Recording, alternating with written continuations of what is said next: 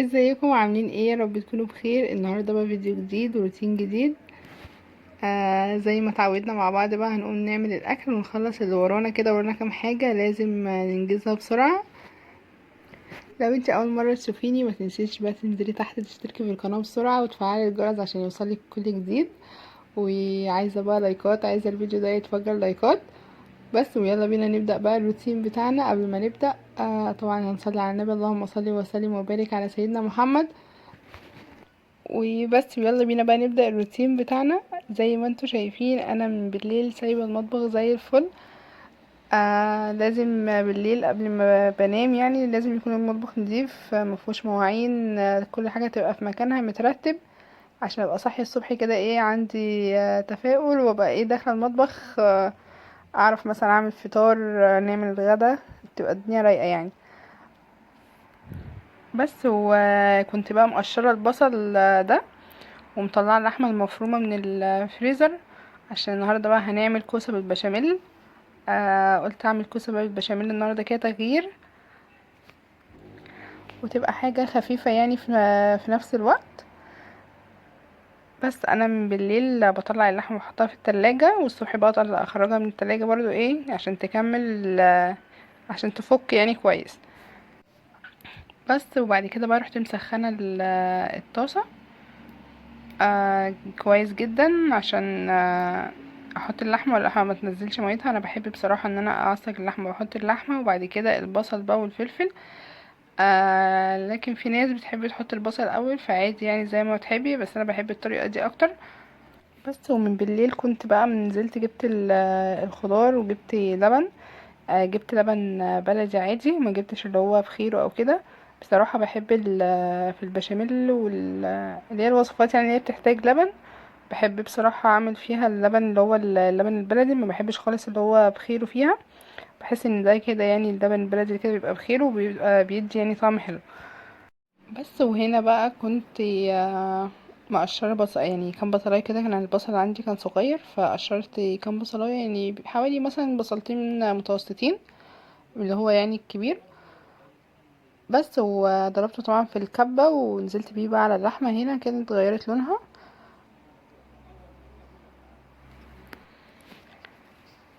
وفي ناس بتحط على اللحمة المفرومة اللي هي متعصجة بيحطوا فيها جزر، وبتبشري فيها جزر وتحطي مثلا طماطم او تقطعي طماطم او كده.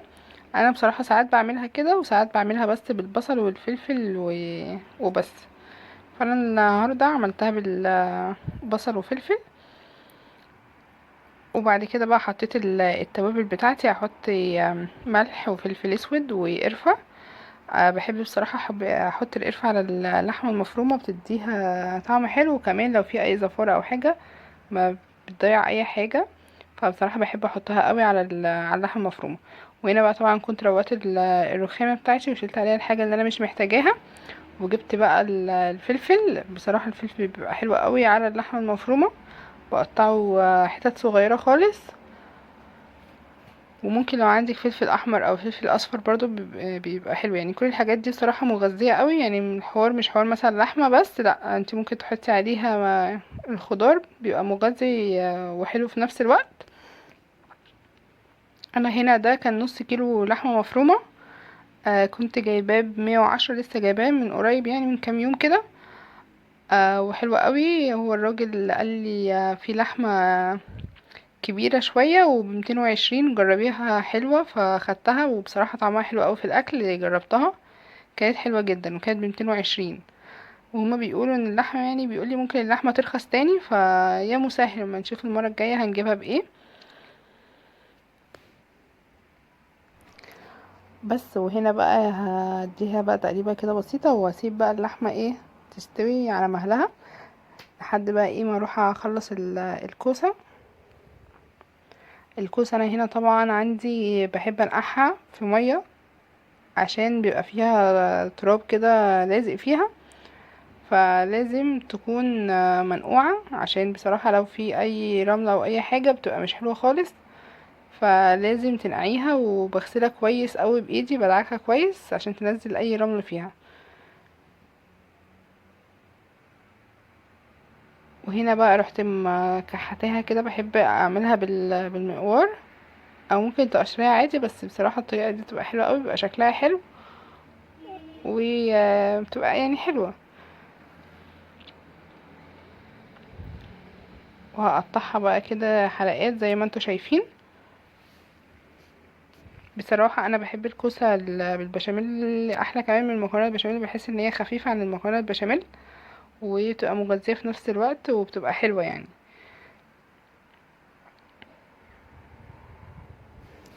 والكوسه جبتها ب14 جنيه، ده كان كيلو الا ربع كوسه.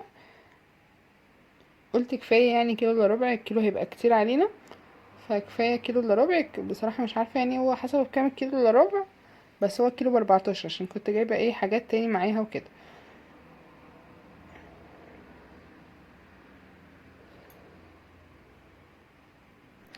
وهنا بقى اللحمه بتاعتي كانت خلاص اتعصجت وقفلت عليها. هخليها بقى هركنها على جنب، وبعد كده هجيب طاسه تانية اشوح فيها بقى الكوسه.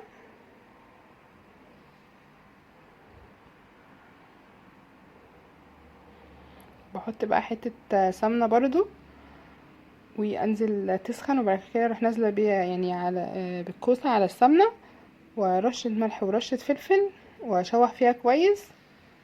في ناس بتحب تصفي الكوسه بعد ما تشوحها، بس انا بصراحه يعني مش مقتنعه خالص بالحاجه دي، لان هما كده بينزلوا كل يعني السمنه اللي واخده طعم الكوسه، و يعني الطعم بتاعها بيبقى نازل في السمنه، فازاي ارميه يعني اصفيه؟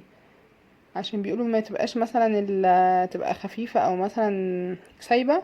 لا خالص، ما بتبقاش سايبه. هو الفكره كلها والتركية كلها ان انت ايه، ممكن تتقلي البشاميل شويه، مش زي المكرونه البشاميل، بتقله سنه بسيطه، بيبقى ماسك نفسه يعني، مش بيبقى خفيف اللي هو المية يعني، وما بتفكش خالص، وبتبقى حلوة.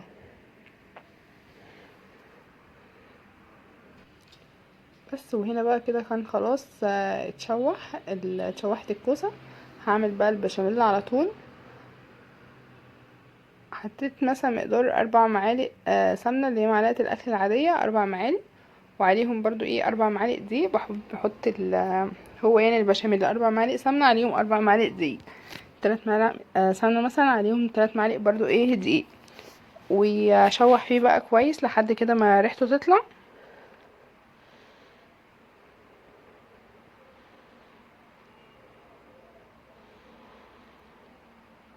وبعد كده بقى ايه هنزل باللبن.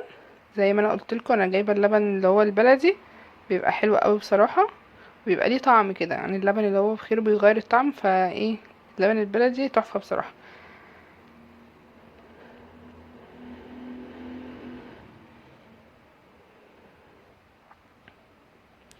وحطيت بقى طبعا مكعب مرق الدجاج وملح وفلفل بس، وهسيبه بقى يغلي غلوه كده، واقفل عليه.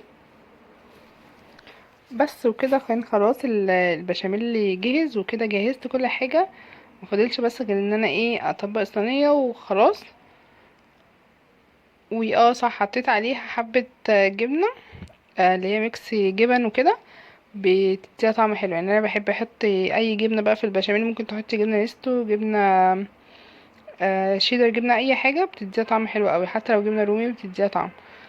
وهنا بقى جبت الصينيه بتاعتي ودهنتها كده سمنه، وهحط بقى طبعا طبقه بشاميل حلوه تحت في ارضيه الصينيه.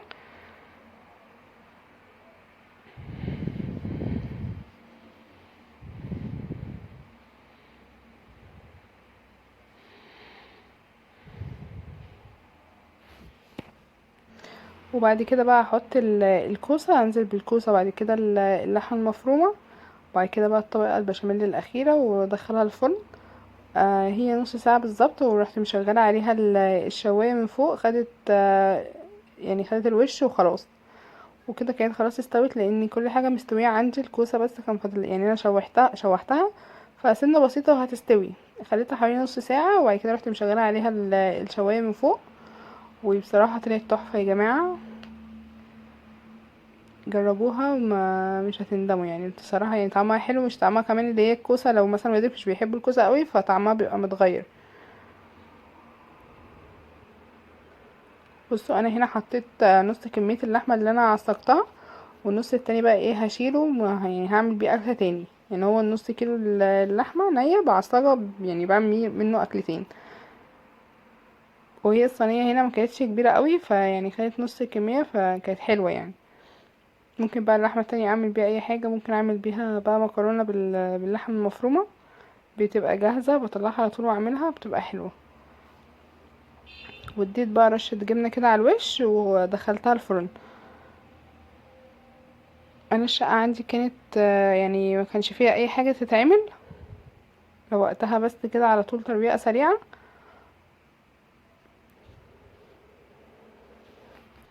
وهنا بصوا اللحمة بقى شلتها في كيس وببططها كده واحطها في الفريزر، مش بتاخد مكان خالص. هي بقى المشكلة كلها في المواعين، في كمية مواعين طلعت حبة حلوين، هنغسلهم مع بعض برضو على طول كده، فعشان ايه ما نقعدش ونكسل، عشان تبقى كل حاجة نضيفة، ميبقاش فاضل بس غير المواعين بتاعة الاكل. وهنا بقى كان في غسيل عايز يتغسل، حطيته في الغسالة، شغلت عليه دورة كده، وبعد كده وكان في غسيل منشور برضو لميته. وهنا بقى نغسل المواعين مع بعض كده بسرعة.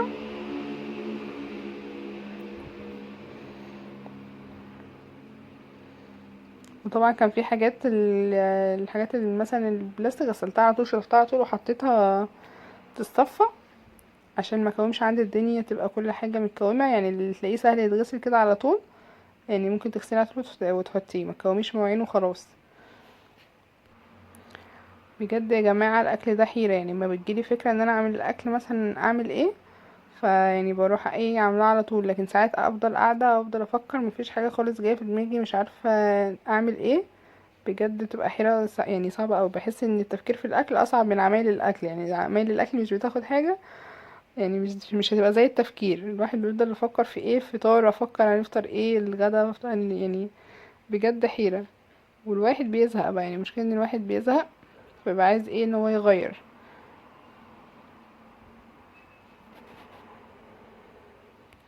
وبجد ما بالليل بعمل المطبخ، يعني بغسل طبعا المواعين بقى، يعني مثلا بنتغدى واقعد شوية بقى ارتاح، وبعد كده اروح قايمة بالليل، يعني بالليل قبل ما انام بشوية بروح غسلة المواعين، وامسح برضو المسحة كده بتاعة البوتاجاز، لو هو نضيف بمسحه كده على طول، يعني مش بسيب الدهون مثلا تتكوم عليه، عشان ايه ما يبقاش ان هو مش نضيف.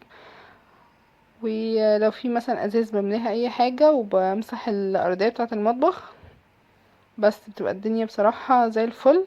بصحى بقى الصبح ايه مبقاش شايلة هم ان انا لسه اغسل مواعين بقى والفطار وكده، لا بتقومي تبقى الدنيا رايقة، تقومي تعملي الفطار بتاعك، ويبقى برضو ايه المواعين بتبقى قليلة عليكي.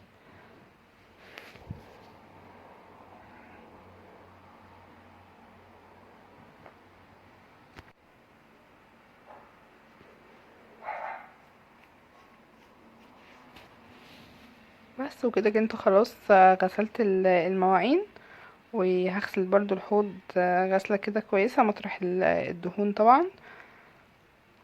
وكده ابقى خلاص خلصت المطبخ. وكنت برضو عاملة بانيه جاهز عندي، كنت مبدراه وحطاه في الفريزر، هطلع برضو اقلي منه كده حتتين ومع مع الكوسة، وبس كده الحمد لله واتقضت يعني. بس ونيجي بكرة بقى هنقول هنعمل اكل ايه والقصة بقى تبتدي يعني.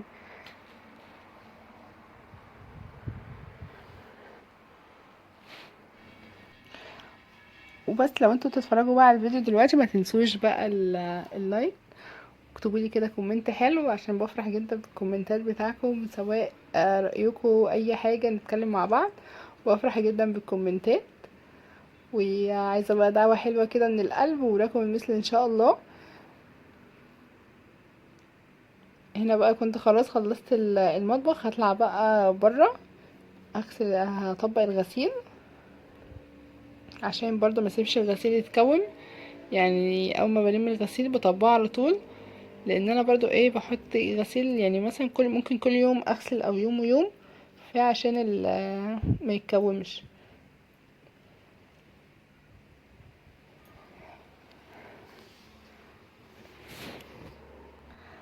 دي كانت يعني غسلة واحدة، هما مش كتير قوي، يعني حبة غسيل صغيرين.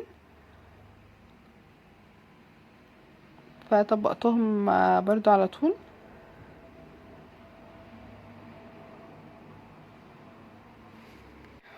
وعايزاكم بقى تقولولي يعني مثلا عايزين الفيديوهات اللي جايه تبقى ايه، روتينات ايه مثلا، اشجعكم مثلا تعملوا ايه. قولولي تحت في الكومنتات، وان شاء الله نعمله مع بعض عشان نشجع بعض كده، وما نخليش حاجه ورانا، والكسلانه كده تقوم تتشجع وتقوم تعمل اللي وراها. وبس، ويا رب اكون فدتكم وشجعتكم، ويا رب يكون روتين خفيف عليكم. ونتقابل ان شاء الله تاني في روتين جديد وفيديو جديد.